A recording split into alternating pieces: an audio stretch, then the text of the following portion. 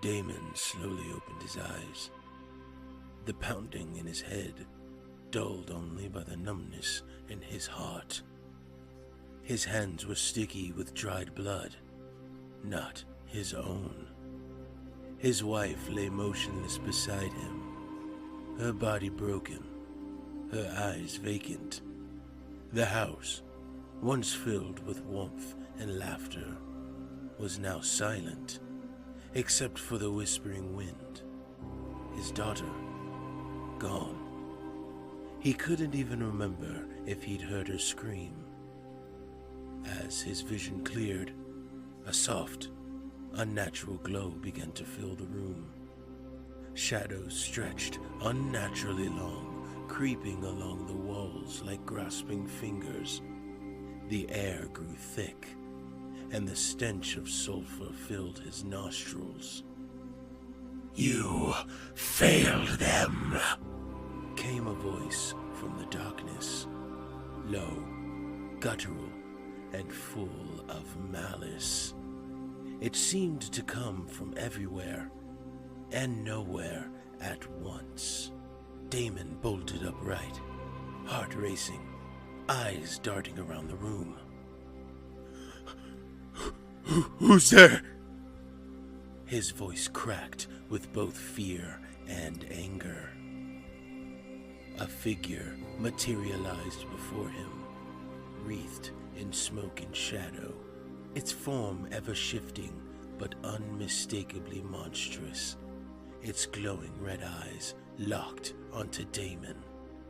"You couldn't save her," the demon whispered, its voice slithering through the air like a venomous snake. "Your precious wife slaughtered before you, and your daughter lost, perhaps worse. What a shame." "Shut up!" Daimon shouted, staggering to his feet. His heart throbbed with rage and despair, his hands trembling. Who are you? What do you want? The demon smiled, a wicked grin that exposed rows of jagged teeth. "I am simply an observer, but I come with an offer. I saw what happened to your family. Those responsible still walk free. Don't you want revenge, Daimon?" His fists clenched. Revenge? He spat the word like poison. More than anything. The demon drifted closer, its voice lowering to a conspiratorial whisper. "And I can give you that. Power beyond your wildest imagination. The strength to hunt down those who wronged you, and to punish them in ways they can't even fathom." Daimon's breathing quickened. The image of his wife, cold and lifeless, burned in his mind. His daughter, her fate unknown, haunted his every thought. What's the cost?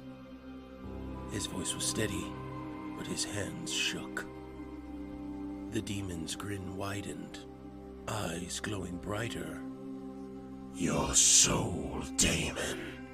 Simple as that. I grant you the power. You exact your revenge. And when your life is over, you belong to me." For a moment, Daimon stood still, his mind racing.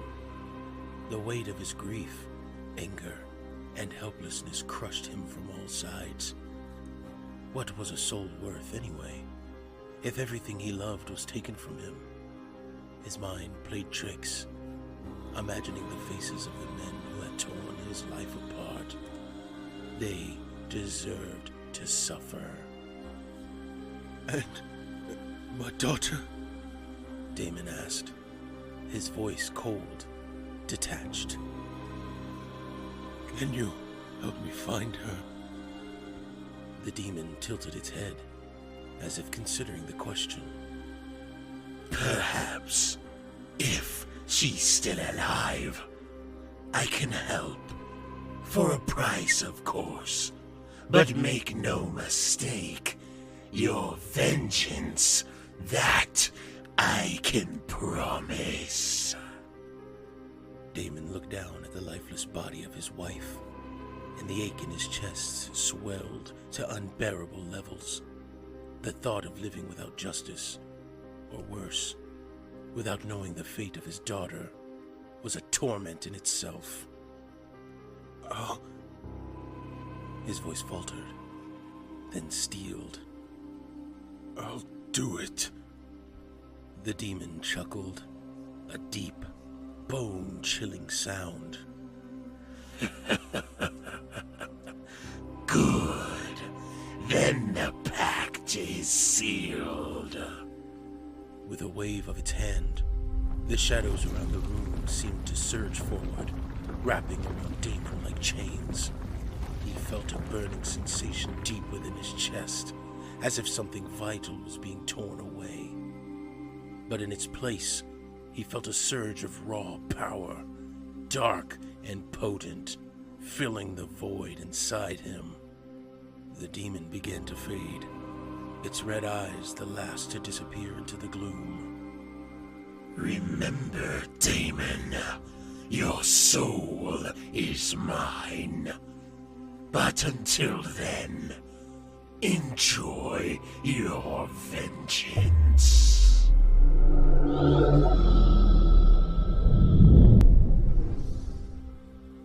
And then, he was alone again, the weight of his decision settling over him like a shroud. His wife lay still at his feet, his daughter still missing. But now, there was fire in his veins, and a hunger for vengeance that would not be sated until blood was spilled.